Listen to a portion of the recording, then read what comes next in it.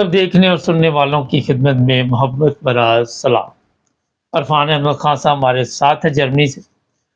आप सबको इल्म ही है कि अमेरिका के नए सदर इस वक्त जनाब वहाँ पे हलफ उठा चुके हैं और पाकिस्तान में इसके क्या असरात होंगे, खान साहब से पूछते हैं। खान साहब, ट्रंप के आने से क्या तब्दीली आ सकती है पाकिस्तान में? देखें, फौरी तब्दीली की तो कोई ऐसी तवक्को नहीं है। तो जो उन्होंने पहले दिन तकरीर की है और जो पहली उन्होंने 30 प्रेस कॉन्फ्रेंसें की हैं, उसको देखकर तो यही अंदाजा होता है कि उनकी प्रायोरिटी जो है वो चीन को काबू करना है और यूक्रेन जंग है या इसराइल अरब मामलात हैं। पाकिस्तान की तरफ उनकी कोई ऐसी तवज्जो नजर नहीं आती। कहीं भी उन्होंने किसी लिहाज से भी उसका इजहार नहीं किया, इसलिए नजर यही आता है कि पाकिस्तान की प्रायोरिटी नहीं है। आपको पता है कि जिस दिन उन्होंने हलफ उठाया है उसके 1 घंटे के बाद जो अमेरिका के वजीर खारजा हैं उन्होंने एक मीटिंग की और उसके अंदर 3 अहम शख्सियात शामिल हुई हैं। उसमें इंडिया के वजीर खारजा, जापान के वजीर खारजा और तीसरे एशियन ममालिक के वजीर खारजा थे, वो शामिल हुए थे। उन तीनों से बाद में उन्होंने अलग-अलग भी मुलाकात की और उसका मेन मकसद जो था वो चीन से मुताल्लिक पॉलिसी जो अमेरिका ने बनानी है या अमेरिकन नए प्रेसिडेंट की जो पॉलिसी है उसके ऊपर उन्होंने गुफ्तगू शनीद की। ये बड़ी इंपॉर्टेंट बात है कि हल्फ उठाने के विद इन 1 आवर के बाद जो है वो जो वजीर खारजा वहां गए हुए थे, एक तो उनको इन्वाइट करना एक खास बात है कि भाई ट्रम्प के हल्फ उठाने की तकरीब में उसके बाद फौरी तौर पर उनके साथ मीटिंग करना, ये साफ बताता है कि वो उनकी प्रायोरिटी क्या है। या और जब वो चीन को काबू करना चाहता है तो लाजमी वो भारत का सहारा लेगा, पाकिस्तान पर वो इत्मीनान नहीं करेगा। और अमेरिका की वैसे ही पॉलिसी जो है उसामा बिन लादेन के पाकिस्तान से पकड़े जाने के बाद जो है वो यही रही है कि पाकिस्तान पर वो इत्मीनान नहीं करते किसी मामले में भी। तो इस लिहाज से ये तो क्लियर है कि भाई कोई खास तब्दीली हम ट्रम्प के दौर में पाकिस्तान के साथ कहें कि रवाबित अच्छे हो जाएंगे या क्लोज रवाबित हो जाएंगे, ऐसी सूरत हाल नजर नहीं आती। दूसरी तरफ पाकिस्तान को भी इस बात का एहसास है। इस्लामाबाद के अंदर एक गोलमेज कॉन्फ्रेंस हुई है जिसके अंदर उन्होंने हुकूमत ने तमाम पुराने जो हमारे सफीर थे जिन्होंने अमेरिका में काम किया हुआ है एज ए सफीर, उन सबको इन्वाइट किया था। उस कॉन्फ्रेंस की कभी जो खबरें बाहर आ रही हैं उस गोलमेज कॉन्फ्रेंस की, उसमें भी सबने यही राय दी है कि भाई अमेरिका जो है पाकिस्तान की तरफ किसी खास झुकाव का इजहार नहीं करेगा और वो इस तरफ अभी तक पाकिस्तान की तरफ आने की तरफ कोई वजह एक हो सकती है तो वो सिर्फ तालिबान की जो हुकूमत के पास उनका 7 अरब रुपए का असला पड़ा हुआ है उसको हासिल करने की कोशिश करना है। क्योंकि उन्होंने एक बयान में ये कहा है ट्रम्प ने कि भाई तालिबान वो सारा असला जो है हमें वापस करे। तो जो उन्होंने जिसे कहते हैं क्लेम कर दिया, तो तालिबान के नायब वजीर खारजा ने कहा कि नहीं ये बात भूल जाए अमेरिका के, हम इसको वो देंगे, मैं अपना उसका असला जो है वो वापस करेंगे। तो बल्कि हम तो ये तवक्को रखते हैं कि अमेरिका हमें और मजीद इमदाद दे। तो ये उन्होंने एक इशारा दिया है कि भाई शायद तालिबान अमेरिका की तरफ झुकाव जाहिर करना चाहते हैं, लेकिन मैं नहीं समझता कि जो जिस किस्म की तबीयत है या जिस किस्म के इकदाम वो उठा रहे हैं उसमें वो तालिबान के लिए कोई नरम रवैया जो है इख्तियार करेंगे। इसलिए पाकिस्तान को अपने पैरों पर खड़े होने की कोशिश करनी चाहिए। यही बात जो है जो वजीर खारजा है खजाना है पाकिस्तान के, उन्होंने भी यही कहा है कि भाई जब तक हम अपना घर ठीक नहीं करेंगे उस वक्त तक हमें दुनिया की तरफ नहीं देखना चाहिए या दुनिया से कोई उम्मीद नहीं लगानी चाहिए। आपको पता है डावोस के अंदर हर साल वर्ल्ड इकोनॉमिक फोरम होता है, वहां पे पाकिस्तान से किसी को इनवाइट नहीं किया गया और हत्ता के जो वजीर खारजा है उन्होंने जो हमारे वजीर खजाना है उन्होंने उनके शुरका जो है कॉन्फ्रेंस के उनको मुखातिब करके एक मजमून लिखा है। अलबत्ता वो मजमून उन्होंने उनकी वेबसाइट पे वर्ल्ड इकोनॉमिक फोरम वाला ने अपनी वेबसाइट पे लगा दिया है और उसके अंदर उन्होंने अपील ही की है वर्ल्ड से कि भाई हम पाकिस्तान के अंदर मदद करें पाकिस्तान को पैरों पर खड़ा करने में। और उसमें उन्होंने एक यकीन दहानियां करवाई हैं कि हम ये बेहतर करेंगे ये बेहतर करेंगे। एक मतलब क्या सराई पे मबनी है वो बात, कोई फैक्ट एंड फिगर ऐसे नहीं कहा हमने पिछले 2 साल में इतनी तरक्की कर ली। मुस्तकबिल का प्लान बताया कि हम ये करना चाहते हैं ये करना चाहते हैं, लेकिन जब मुल्क के अंदर सरमायाकारी नहीं होगी, जब मुल्क के अंदर दहशतगर्दी पे काबू नहीं पाया जा सकेगा, कोरम एजेंसी से दुनिया की आंखें बंद नहीं है कि वहां अभी तक अमन नहीं हो सका। अब भी उन्होंने जो वहां पर जो स्पेशल वो किया है,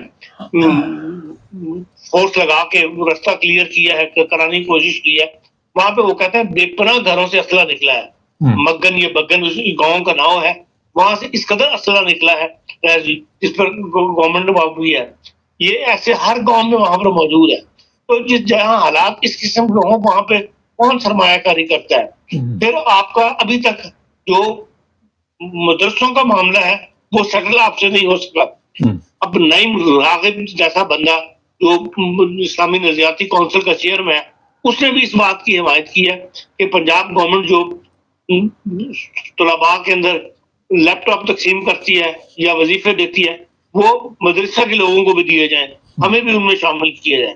हालांकि इनका उनके साथ मुआहदा ये था कि मदरसे किसी किस्म की कोई मदद हुकूमत से नहीं लेते, बल्कि वो तलबा को मुफ्त पढ़ाते हैं।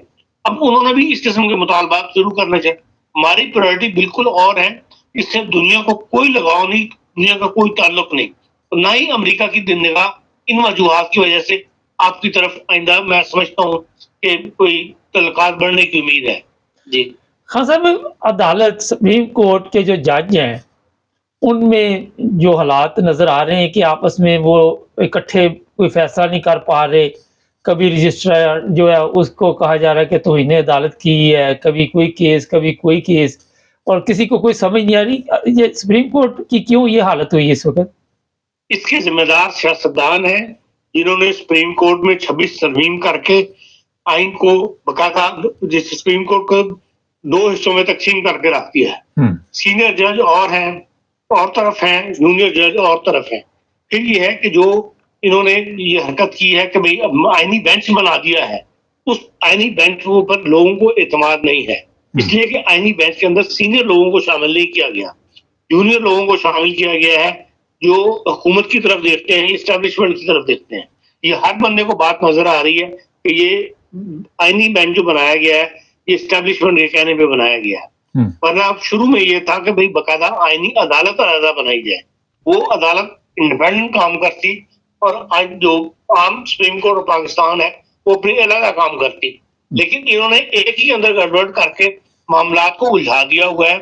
जो अब तक की रिमार्क्स आ रहे हैं, जो कि जिस केस का आप हवाला दे रहे हैं, उसके अंदर उन्होंने जो मावन वकील मुकर्रर किए हैं, हामिद खान साहब, बैरिस्टर सलाहुद्दीन साहब वगैरह, उनके भी रिमार्क्स देख लें, आसन भनू के रिमार्क्स देख लें और जजों के रिमार्क्स देख लें। इससे यही पता लगता है कि भाई कोई भी इस आईनी तरमीम से मुतमईन नहीं है। अब ये एक लड़ाई की कैफियत या उलझाव की कैफियत जो है वो सीनियर जूनियर जजों या चीफ जस्टिस और सीनियर जजों के दरमियान जो है एक मुस्तकिल दर्द सरी बनी रहेगी।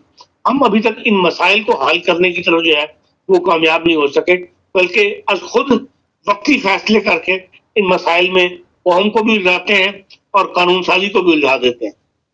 खासा कानून साजी में अभी एक बिल मंजूर किया गया है कि कोई झूठी खबर देगा तो 3 साल जेल होगी, पता नहीं काफ़ी चीज़ें सामने आई हैं।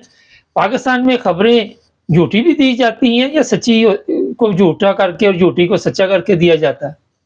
देखिए, ये इस किस्म के कानून जो है ना पहले से भी मौजूद है। ये एक नई शक्ल के अंदर सिर्फ लोगों को मुतमिन करने के लिए देते हैं, वरना ऐसे तमाम कानून जो है जो पहले से भी मौजूद है उनको पर कोई अमल नहीं करता।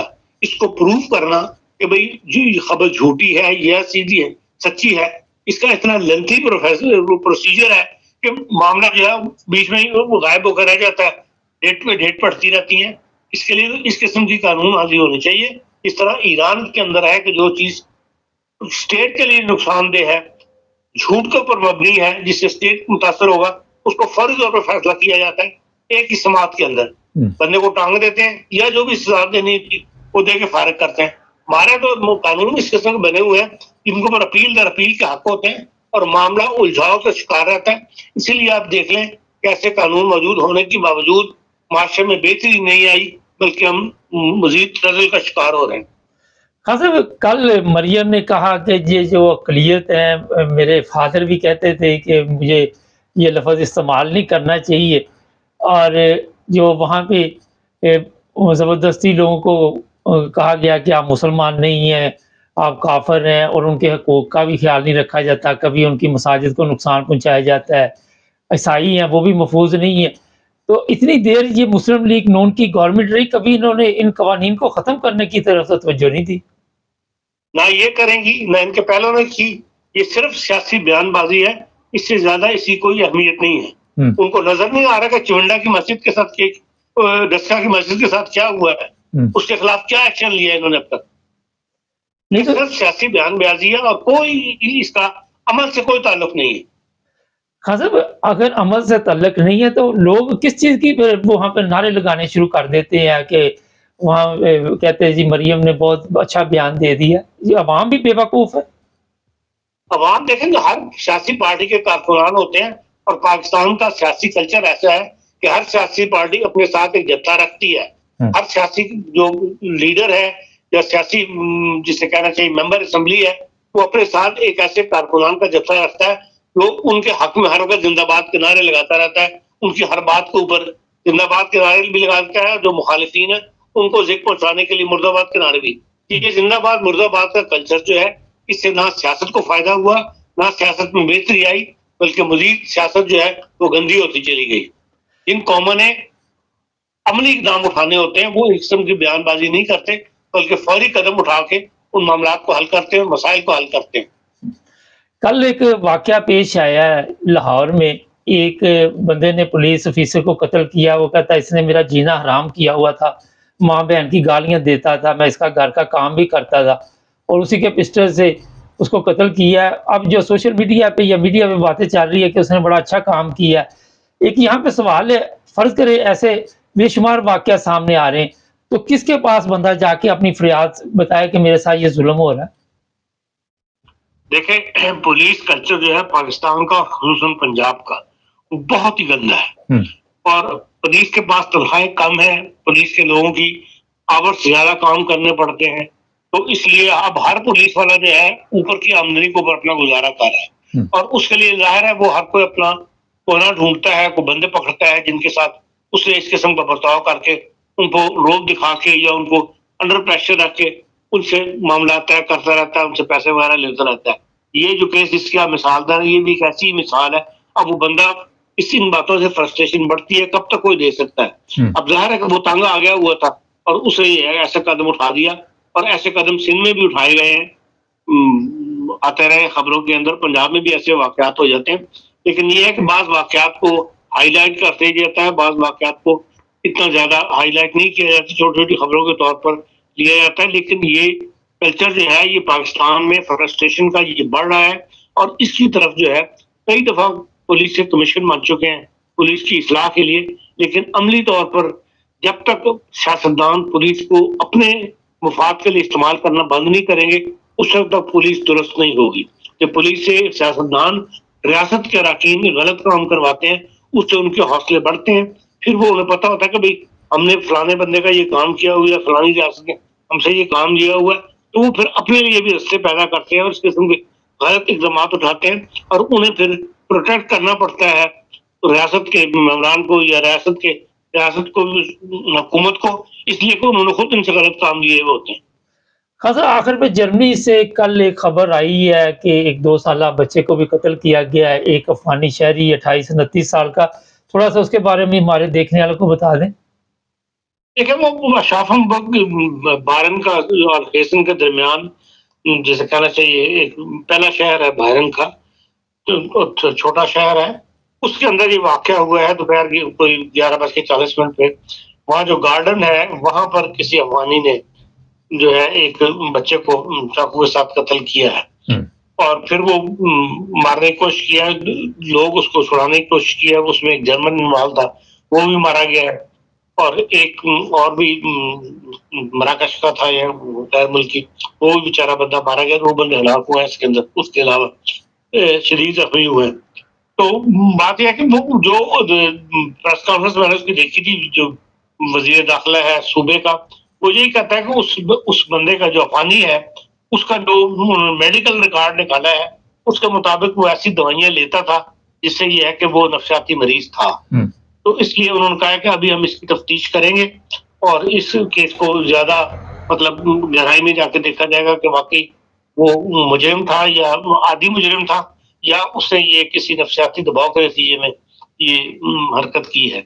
अभी इसकी तफसील कल का ही वाकया है, आज 1-2 दिन में इसकी ज्यादा तफसील जो है वो आपके सामने आएगी। लेकिन जर्मनी के अंदर जो जो छुरी रखने के वाकयात है, चाकू वाकया, तो ये भी घर का जो किचन है उसकी छुरी थी, कोई बाकायदा हथियार के वाली छुरी नहीं थी, जो घर के किचन में इस्तेमाल होती है उस छुरी से उसने हमला किया। इस किस्म के वाकयात जो है बढ़ रहे हैं, इसीलिए जर्मनी में ये बात होती है कि बाकायदा एक इंटरनल सिक्योरिटी सिस्टम जो है पुलिस के अलावा वो भी कायम किया जाए। तो अभी इस पर डिस्कशन शुरू हुई है, देखें अब ये नए इलेक्शन के बाद ही उनकी बात सामने आएगी। लेकिन बहरहाल अब इसके खिलाफ आवाजें उठनी शुरू हो गई हैं कि भाई ये हर वक्त जो इस किस्म के वाकयात बढ़ रहे हैं, पूरे जर्मनी में बढ़ रहे हैं, खाली ये नहीं किसी मखसूस एरिया में बढ़ रहे हो। ये चाकू की वारदात के वाकयात जो है अस्तमान में भी हुए हैं, राह चलते भी हुए हैं, गार्डन में भी हुए हैं, स्कूलों के पास भी हुए हैं। तो इसके लिए अब बहरहाल कहा जा रहा है कि भाई एक इंटरनल सिक्योरिटी निजाम जो है वो एक नया सिस्टम कायम किया जाए। देखिए बहरहाल ये नए इलेक्शन के बाद होगी, लेकिन बहरहाल ये रद्द-ए-अमल बढ़ रहा है इस किस्म के वाकयात, और ये खतरनाक रुझान है जो पहले जर्मनी में नहीं था। बहुत शुक्रिया खान साहब। कल मैंने प्रोग्राम किया था वो पुलिस वाले के ऊपर, तो किसी ने लिखा कि आपने बड़ी रफ ज़बान इस्तेमाल की है, और आज मैं सुबह देख रहा था एक बंदे को लटकाया हुआ था दीवार के साथ, वीडियो मौजूद है मेरे पास, और पुलिस वाले उस पर तशद्दुद कर रहे थे। एक और वीडियो मेरे सामने आई, और जो लोग ये इस तरह की चीज़ें समझते हैं कि बड़ी रफ ज़बान इस्तेमाल की जाती है, अल्लाह ना करे कभी इनका पाला पाकिस्तान की पुलिस के साथ है, कभी पड़ जाए फिर इनको याद हमारा प्रोग्राम भी आएगा, हम भी याद आएंगे। अभी खान साहब ने जिस तरह मुकम्मल तौर पर बताया, अक़लियत का लफ्ज़ है जो पाकिस्तान में है, उसकी वजह से कितना नुकसान हो रहा है वो आप सबके सामने। मरियम को ये तो नज़र आ गया वहाँ पे अपने नंबर बनाने के लिए, लेकिन जो वहाँ पे अभी खान साहब ने डस्का की मस्जिद का जिक्र किया, अहमदिया मस्जिद थी, उसके बारे में उसको नहीं पता, इतनी वो मेरा ख्याल है सादा भी नहीं है कि नहीं पता होगा, लेकिन वहाँ पे कोई ऐसी बात नहीं की। होना तो ये चाहिए था कि अगर इसको इतना एहसास था तो वहाँ का दौरा करती है, दोबारा हुक्म देती कि यहाँ पे मस्जिद जो है वो तमीर कराई जाए, ये नुकसान किया गया और ये बर्दाश्त नहीं किया जाएगा। मगर सियासी बयानात खान साहब ने भी बता दिया। नाज़रीन, अभी और भी प्रोग्राम है, जुड़े रहे हमारे साथ, चैनल को सब्सक्राइब करें।